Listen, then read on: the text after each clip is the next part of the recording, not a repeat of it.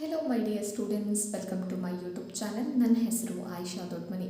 ಇವತ್ತಿನ ಈ ವಿಡಿಯೋದಲ್ಲಿ ನಾನು ನಿಮ್ಮ ಒಂದು 5 ಅಂಕದ ಪ್ರಶ್ನೆಯನ್ನು ಸಾಲ್ವ್ ಮಾಡಲಿಕ್ಕೆ ಹೋಗ್ತಾ ಇದ್ದೀನಿ. ಬನ್ನಿ ವಿಡಿಯೋನ ಸ್ಟಾರ್ಟ್ ಮಾಡೋಣ. ಕ್ವೆಶ್ಚನ್ ಯಾವ್ದು ತೊಗೊಂಡಿದ್ದೀನಪ್ಪ ಅಂತ ಕೇಳಿದ್ರೆ, ಚಿತ್ರದಲ್ಲಿ ತೋರಿಸಿರುವಂತೆ, ಚಿತ್ರ ಯಾವುದು ಇಲ್ಲೋಡ್ರಿ, ಈ ಕಡೆ ಬಿಡಿಸಿದ್ದೀನಿ.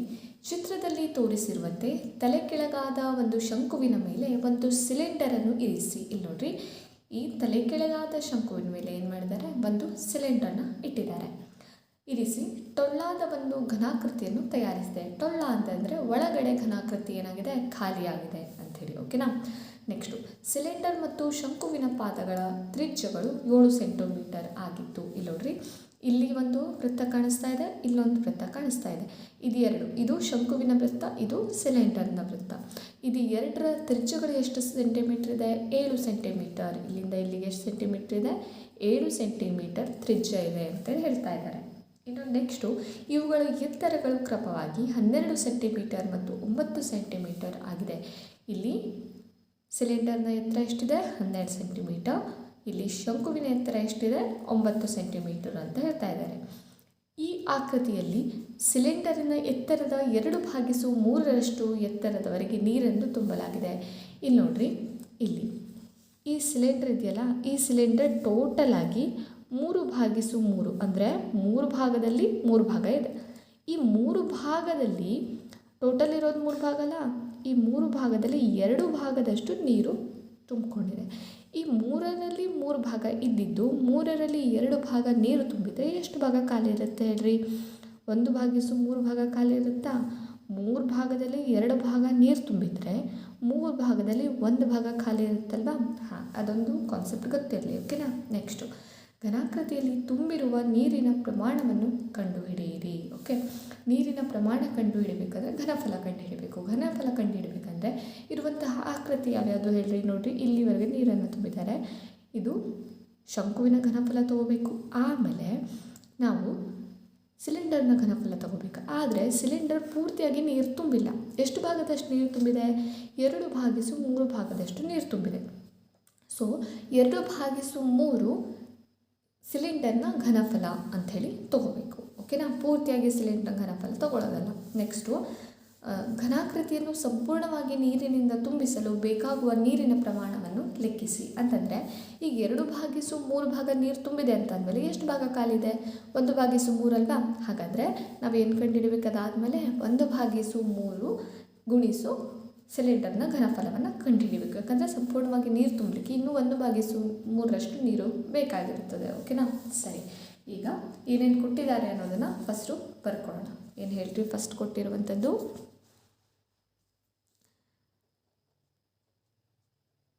ಸಿಲಿಂಡರ್ ಮತ್ತು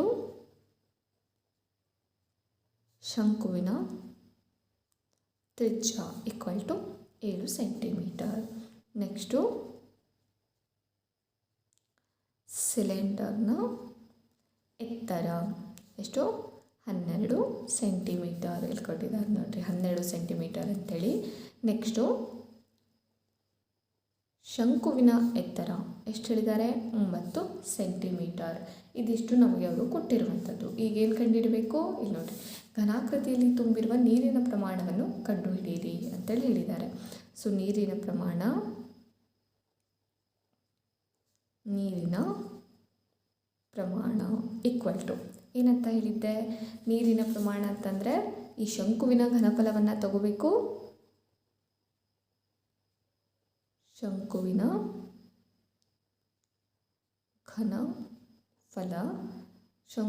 ಘನಫಲ ಅದಾದಮೇಲೆ ಏನನ್ನು ತಗೋಬೇಕು? 2/3 ಸಿಲಿಂಡರಿನ ಘನಫಲ. ಓಕೆನಾ. 2/3 ಸಿಲಿಂಡರ್ನ ಘನಫಲ. ಶಂಕುವಿನ ಘನಫಲವನ್ನು ಕಂಡುಹಿಡಿಯುವಂಥ ಸೂತ್ರ ಏನು ಹೇಳ್ರಿ?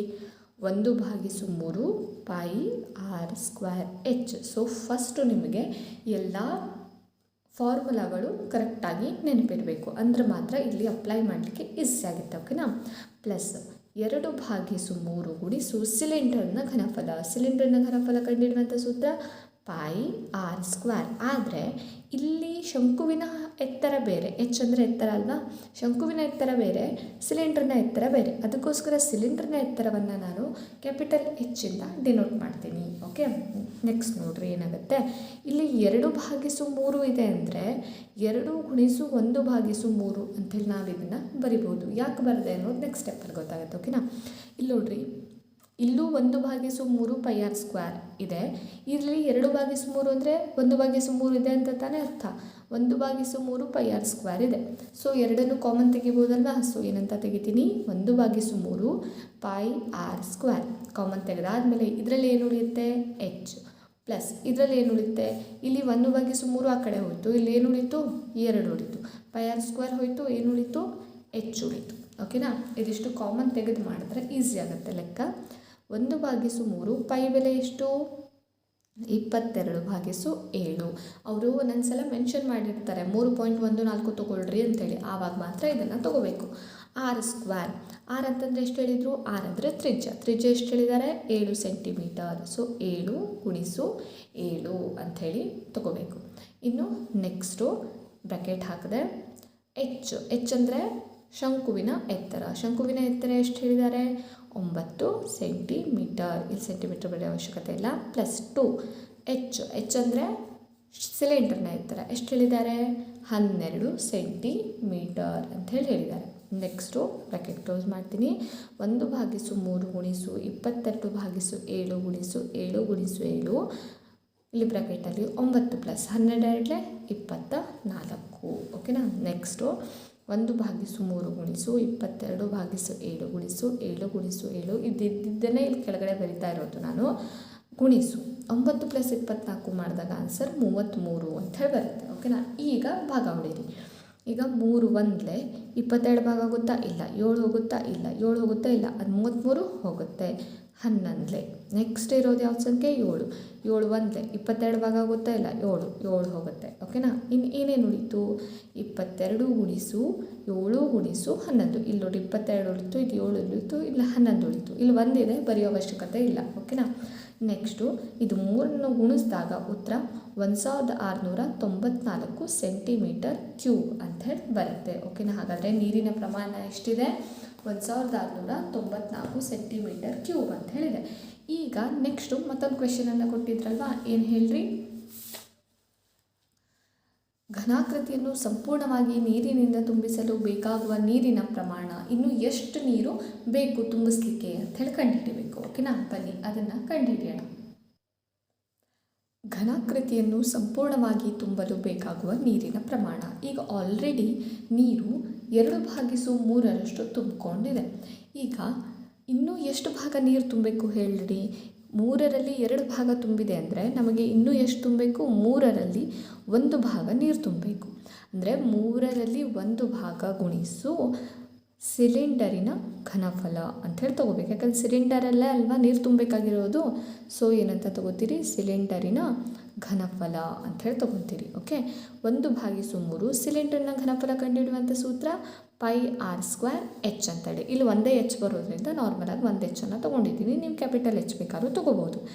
1/3 ಗುಣಿಸು ಪೈ ಬೆಲೆ ಎಷ್ಟು, 22/7. ಅವರೇನಾದರೂ ಮೆನ್ಷನ್ ಮಾಡಿ 3.14 ತೊಗೊಳ್ರಿ ಅಂದರೆ ಅವಾಗ ತೊಗೋಬೇಕಾಗತ್ತೆ. ಓಕೆನಾ, ಆರ್ ಅಂದರೆ ತ್ರಿಜ್ಯ ಆಗಿತ್ತು, ತ್ರಿಜ್ಯ ಎಷ್ಟು ಬಂದಿತ್ತು, 7 × 7. ಎಚ್, ಈಗ ಸಿಲಿಂಡರಿನ ಎಚ್ಚನ್ನು ಬರಿಬೇಕು. ಎಷ್ಟಿದೆ ಸಿಲಿಂಡರ್ ಹೆಚ್ಚು, 12. ಓಕೆನಾ, ಇದು ಬೆಲೆಯನ್ನು ಅಪ್ಲೈ ಮಾಡೋದು. ಈ ಫಾರ್ಮುಲಾ ಬರೆದ್ರೆ 1/2 ಮಾರ್ಕ್ಸು, ಬೆಲೆಯನ್ನು ಅಪ್ಲೈ ಮಾಡಿದ್ರೆ ಅದಕ್ಕೆ 1/2 ಮಾರ್ಕ್ಸು. ಇಲ್ಲೇ ನೀವು ಈಸಿಯಾಗಿ 1 ಮಾರ್ಕ್ಸನ್ನು ತೊಗೋಬೋದು. ಸೊ ನಿಮಗೆ ಫಾರ್ಮುಲಾ ಅಥವಾ ಏನಾದರೂ ಬರೆಯೋದು ಲೆಕ್ಕ ಮಾಡೋದು ಪೂರ್ತಿ ಕಷ್ಟ ಆದರೆ ಇದಿಷ್ಟಿಷ್ಟು ಸ್ಮಾಲ್ ಸ್ಟೆಪ್ಸ್ ಬರೆದ್ರೂ ಸಾಕು, ನಿಮ್ಗೆ 1 ಮಾರ್ಕ್ಸ್ ಸಿಕ್ಕಿಬಿಡುತ್ತೆ ನೋಡಿರಿ. ಓಕೆನಾ, ಸೊ ಆದಷ್ಟು ಇದನ್ನು ಬರೀಲಿಕ್ಕೆ ಟ್ರೈ ಮಾಡಿರಿ. ಪೂರ್ತಿ ಕಂಪ್ಲೀಟ್ ಮಾಡಲಿಕ್ಕೆ ಆಗದೆ ಹೋದರೂ ಅಷ್ಟೇ ಹೋಯಿತು. ಓಕೆನಾ, ಇಲ್ಲಿ ನೋಡಿ 3 1 ಈ 3 1 22 ಹೋಗುತ್ತಾ ಇಲ್ಲ, ನೆಕ್ಸ್ಟ್ ನಂಬರ್ 7 ಇಲ್ಲ, ನೆಕ್ಸ್ಟ್ ನಂಬರ್ 7 12 ಹೋಗುತ್ತಾ, ಹಾಂ ಹೋಗುತ್ತೆ, 3 4 12. ಓಕೆನಾ, ನೆಕ್ಸ್ಟು 7 1 22 ಹೋಗುತ್ತಾ ಇಲ್ಲ, 7 ಹೋಗುತ್ತೆ. ಓಕೆ, ಇನ್ನು ಏನೇನು ಉಳೀತು, 22 × 7 × 4 ಅಂತೇಳಿ ಉಳೀತು. ಇದು ಮೂರನ್ನು ಗುಣಾಕಾರ ಮಾಡಿದಾಗ 616 ಸೆಂಟಿಮೀಟರ್ ಕ್ಯೂಬ್ ಅಂತೇಳಿ ಬಂತು. ಹಾಗಾದರೆ ಘನಾಕೃತಿ ಸಂಪೂರ್ಣವಾಗಿ ತುಂಬಲು ಬೇಕಾಗುವ ನೀರಿನ ಪ್ರಮಾಣ ಎಷ್ಟು? 616 ಸೆಂಟಿಮೀಟರ್ ಕ್ಯೂಬ್ ಅಂಥೇಳಿ. ಓಕೆನಾ? ಸರಿ, ಈ ವಿಡಿಯೋನ ಇಲ್ಲಿಗೆ ಎಂಡ್ ಮಾಡ್ತಾ ಇದ್ದೀನಿ. ಈ ವಿಡಿಯೋ ಏನಾದರೂ ಇಷ್ಟ ಆಯಿತು ಅಂದರೆ ಲೈಕ್ ಮಾಡಿ, ನಿಮ್ಮ ಫ್ರೆಂಡ್ಸ್ ಜೊತೆ ಇದನ್ನು ಶೇರ್ ಮಾಡಿ, ಮತ್ತು ಚಾನಲ್ನ ಸಬ್ಸ್ಕ್ರೈಬ್ ಮಾಡೋದು ಮಾತ್ರ ಮರಿಬೇಡಿ.